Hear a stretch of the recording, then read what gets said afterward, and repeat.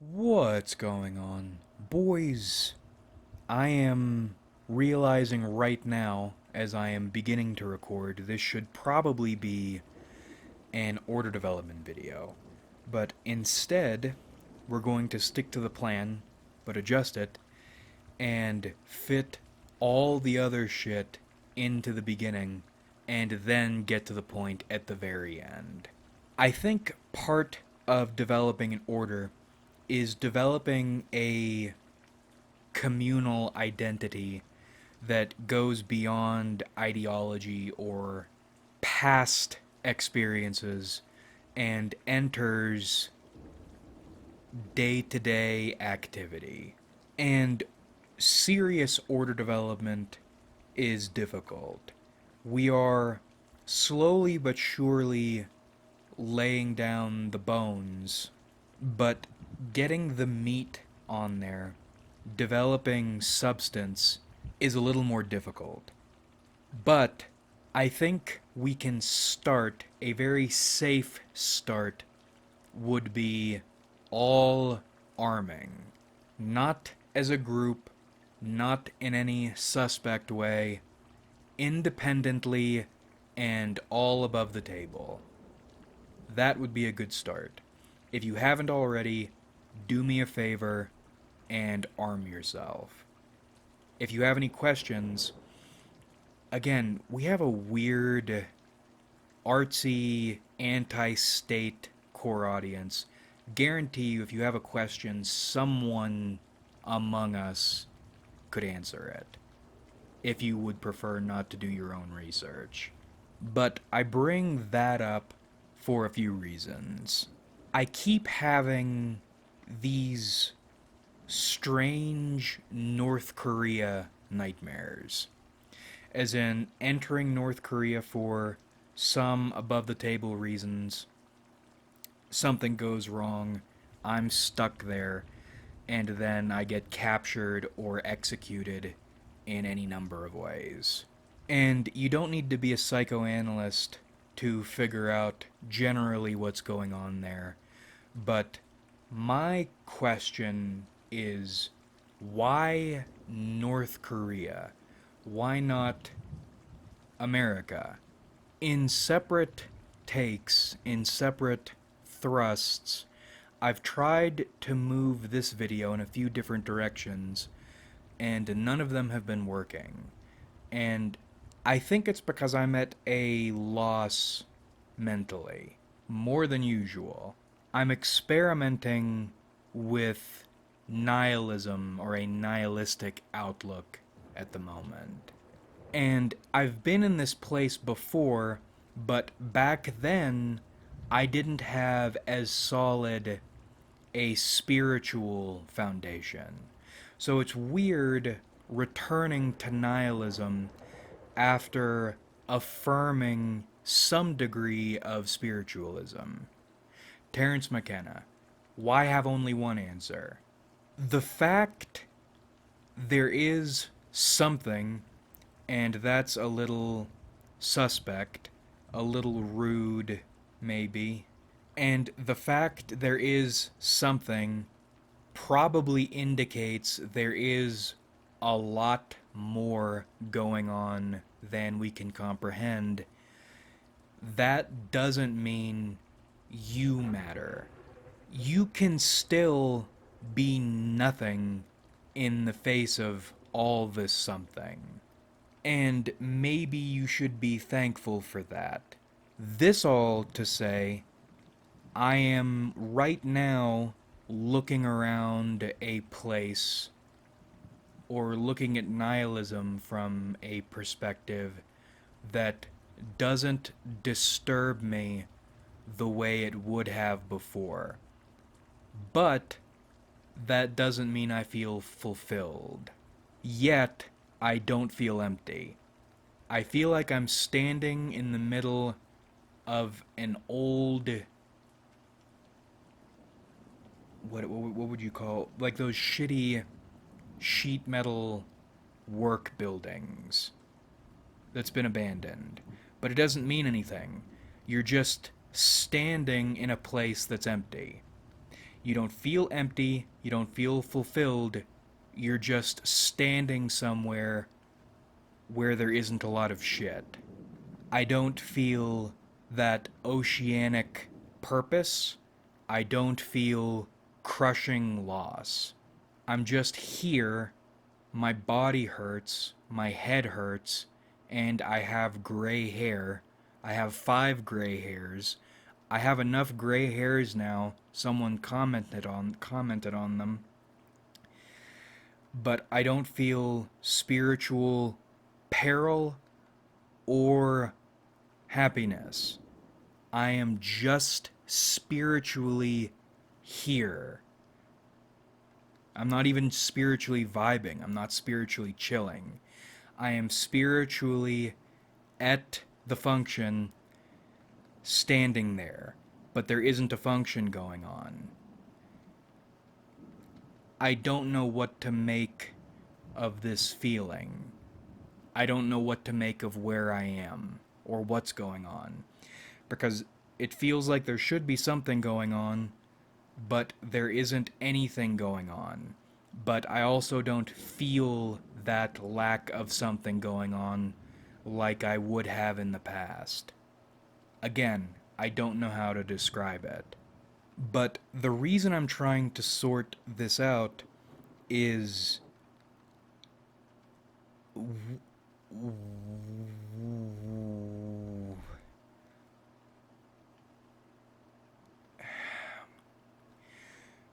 so the building I work in is haunted, and I keep seeing flashes of people coming up on me. And it's not like you have something in the corner of your eye, or like a floater in your eye. I do have floaters in my eye. And you're mistaking that smudge for movement. 2 of these instances, I saw clothing of people either coming up on me or moving past my window. And for the most part, I work alone, and there's only one way really in or out of my area, unless you want to go through a fire escape. And it freaks me out when it happens. It's not like it's constantly happening, but it's happened enough times now. I don't really know what to make of it. Because again, spiritualism is odd. It's like spiritualism in Unreal World. There is magic, you can participate in it, you can reap the rewards from it, but are you really reaping the rewards from it? It might not even exist. Sometimes it seems like it does, sometimes it doesn't. I don't know what to make of it. 2 spiritually inclined people I'm familiar with have been in my area and haven't felt anything. And I'm doing jazz hands, you can't see them. They haven't felt anything. And I haven't felt anything either. One of the streams I have up on the channel happened as a result of one of those evenings I felt something. And 2 times in the last, it's like 2 years since I did that stream, so once per year then, I've felt something like that, and it wasn't in that building. But the other day, I was there after hours, nobody's there, and I'm going down a dark hallway, and it sounds like someone says, "Hey," back at the other end of the hallway. And I turn and I get ready to draw because I'm still freaked out about my ops. And of course nobody's there. It's probably the ghosts fucking with me. The ghosts, if they are there, aren't what bother me. But they did alert me to something or give me cause to think of something I hadn't thought of before. So what happens if it's like one of these situations, I'm there after hours, and someone pulls up on me, and because there are no cameras, there's no anything, they draw on me, and I draw on them in response, self-defense situation, but they put me down. I mean, I guess it shouldn't matter, but because I'll be dead, I guess it shouldn't matter. Now that I think about it, I hadn't. Why did it take me until sitting down to do this video to realize it wouldn't matter if they got me that way? Anyway, if they went that route, they could accuse me of drawing on them first, and they would get away with it. And that could very realistically happen. And I would really, I mean, it's not a necessity to have your spiritual or lack thereof paperwork in order before you die, but I would like to have that paperwork in order, and I'd like to keep it up to date so I don't have to be worried. I like feeling like if I die, I'm not going to be dying with any regrets. I'm not going to be dying with concerns, unresolved, anything. When I die, I want to feel like everything is as it should be, as I can make it. So I'm not a ghost in a building full of assholes fucking with the... I'm not fucking with young gray hair. And I feel like I am closer than I ever have been to feeling comfortable, like everything is where it should be, with dying than I ever have been. And not in a stress-induced acceptance sort of way. But I also feel like there's a lot more there to work on. Because if this is what feeling close to being okay with dying feels like, then it's weird because it doesn't really feel like anything. It feels like standing in a location. There's nothing to do, and there's nothing not to do. I've watched Apocalypse Now Redux 4 times in the last 9 days. And I keep rewatching it because I feel like there's something in there I'm supposed to figure out. Captain Willard speaks to me as a person. Someone in a comment put it perfectly. He's the main character, and all he does is observe. He also has perfect brown hair and green eyes, which is the ideal aesthetic combination for human beings. Human males, anyway. And I don't understand why there isn't more media like that is grappling with what is. And maybe that's why my spiritual state is in a weird spot.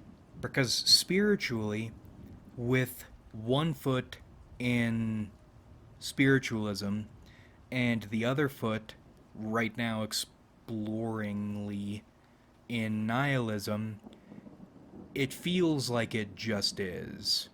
And on the Coppola note, some people still ask me for writing advice, even though I haven't published anything officially yet, which we're working on a little more seriously now.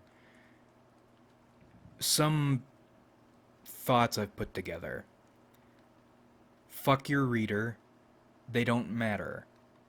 Perfection doesn't matter. Like, all these greats, they write 1 or 2 things that are really good. And I mean, in terms of literature, you do get some people who are just swinging for the fences, real sluggers. But most people, the population considers great, do one or two great things, which happen by accident, by the way, and everything else they do is dog shit. So don't, or as Bowie would say, play for the gallery. Don't play for the gallery. Don't even think about your reader. Don't try to get things perfect for yourself either. Just, and don't do it for monetary gain, or don't do it expecting monetary gain. Don't do it expecting a pat on the back. Just get shit done and learn to appreciate the fact you managed to do it. Right? Like Coppola. I'm not the biggest Godfather fan, personally. And all of his other movies that he's written and directed, the ones I've seen, most of them are dog shit. And the others I don't care to watch. So the fact Apocalypse Now, and Milius, I didn't even know who he was before I really started looking into it. The fact Apocalypse Now managed to give birth to itself, essentially, is miraculous. I mean, I'm thankful that this thing was allowed to come into existence. That's how you need to feel about your own work. If something is shit, at least it's completed shit, and you need to be the judge because the common man doesn't know anything about anything. And if you manage to produce something miraculous, even if, again, the dumb shit common man doesn't allow it to blossom for you financially, you can be thankful it was allowed to exist. Like a flower blooming one time in all of reality. You have that in you. We're beginning to go off the rails a bit, but it's because I'm confused and videos are therapy because I can't afford actual therapy, and we are speaking solutions into existence. You never know what answers you're going to stumble upon recording a video. But we'll get into remote factors and immediate factors. So, I've been reading, it's not a very long book, but it's dense, and I feel like I'm misunderstanding things constantly, so I am taking my sweet time with it. The Crowd by Gustave Le Bon. It's the crowd psychology book we've been going through. It's where contagions came from and all that. So, a few things, because it's not just about crowd psychology, I'm glad we got to exist alongside, like, late 19th, early 20th century thinking. Because that shit is accurate in a raw and gross way. So, in the book, it's not just crowd psychology, it's thoughts about a lot of stuff. So, in Le Bon's view, crowds are governed by a number of things. We've talked about how reasoning doesn't work on them. They hate reasoning. It's all images. And that's most crowds. But what separates crowds in character, because it's not like every crowd operates the exact same way or responds to the exact same things. Crowds are governed by remote factors and immediate factors.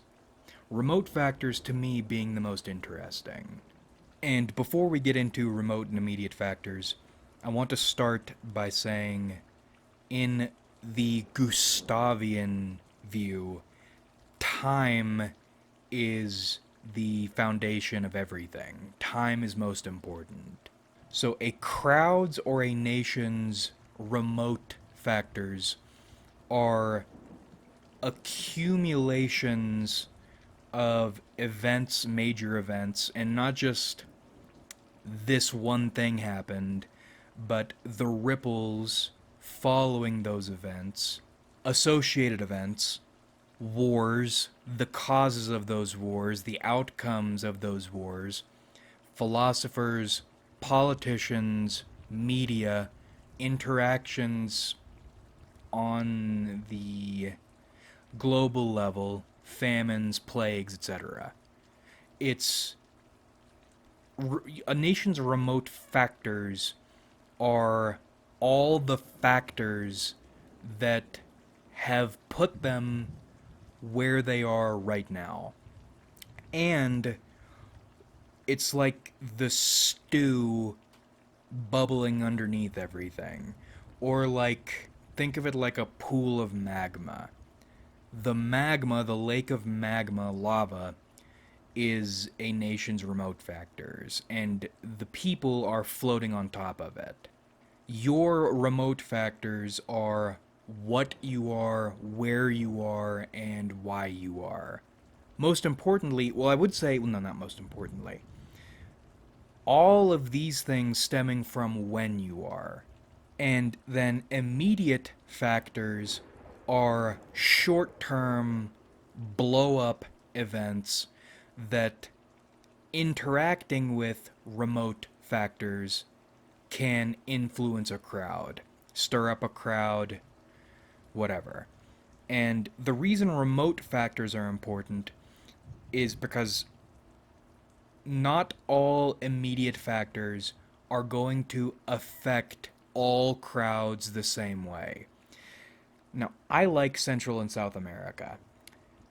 Gustave is not the biggest fan, and he likes comparing South American crowds and their nature, because of their remote factors, compared to perhaps more sensible European crowds and their remote factors, even though European crowds are still what they are. At least they aren't effeminate South American crowds. Now, I don't appreciate that level of disrespect for the twin homelands, but he can think what he thinks. He's dead. Now, combining the concepts of remote factors and immediate factors and using images instead of reasoning with crowds does, in fact, make dealing with crowds a lot easier. It actually works semi-well in fundraising. We're experimenting with that right now. But most interesting to me is the combination of the remote factor and the epoch. Gustave is of the mind revolution doesn't accomplish anything other than changing names and terms and definitions. Because a crowd can overthrow and put in a new government, but they can't change the remote factors they're dealing with, they're born into. They can't change their history. They can't change their wider world circumstances. They can't change their national or ethnic identity that's been socialized into them since they were born, socialized into their parents, into their grandparents, into their great-grandparents. You don't just get rid of these things with one measly revolution. The only thing that can change a remote factor or remote factors and will change remote factors with or without your input is time. Because, again, you can develop any form of government you want within your epoch, but that form of government will be informed by and dictated by your epoch, by the remote factors you are born into and won't live long enough to pass enough time to change in any meaningful way. And what's upsetting, or maybe not upsetting, I don't know the word, it's something, is I agree with that. It makes sense and I see it. Time is the only thing that can really change anything. And you might think nukes and AI and other such likes can change things, but they are results of their epochs, and they will, to my mind, definitely influence change over time, but they were created as a result of these remote factors. They are manifestations of these remote factors, and they're going to carry on that trajectory, those remote factors trajectory, until they've evolved into something else. These aren't, it's like, again, revolutions. These aren't grand changers, they're symptoms. And nothing really is going to change in any meaningful way immediately, overnight. Even within 5 years. This is a centuries sort of thing. So once again, you're in this weird spot. You're stuck in jello. And, right, that's the other thing. If anybody really wanted things to change, they would have changed them, but they never do. Even when people fight and overthrow governments and do all this shit, nothing really changes. Why is that? It's probably... Well, there's another word that we've been tiptoeing around that doesn't mean what it appears to mean or what it's been socialized to mean, but we're going to call it just remote factors and epoch, because that works also. Time. It's like things don't happen until they're supposed to happen. But you can't just put yourself in stasis until these things happen. So what are you to do? You're caught in amber that hasn't hardened yet. You can't really move or do anything, but you also aren't absolved of your agency. You're both and you're neither. Kind of like this whole spiritualism and nihilism thing. It's weird. I don't know what to make of it. You're like Captain Willard. You're going down the river and realizing how false so many things are, and you're becoming more and more disgusted with them, but you can't do anything about it. All you can do is float down the river and observe, and if you can be a grocery clerk, you can be a great man. You can be a great man or a small man, it doesn't matter. You're floating down the river and watching. Maybe that's one of the reasons why I'm right now so obsessed with Apocalypse Now. It's watching things happen and being utterly unable to do anything other than observe. You can try to do something, but it's not going to make any difference. And you know that. And I don't know. I don't have the words. It's difficult to describe in words, but we're gonna go ahead and cut things off here. Weird, confusing video. I feel like everything actually in this video has coalesced into something, but I wouldn't be able to word it. But that about rippity wraps this one up. I hope you enjoyed watching, because I certainly enjoyed making it.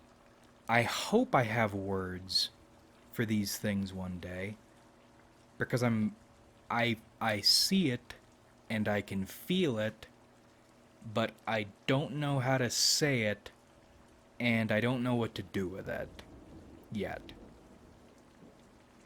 Like if you enjoyed, because it helps me out a lot. Subscribe if you haven't, because we do this shit sometimes. And comment your thoughts, love hearing from you.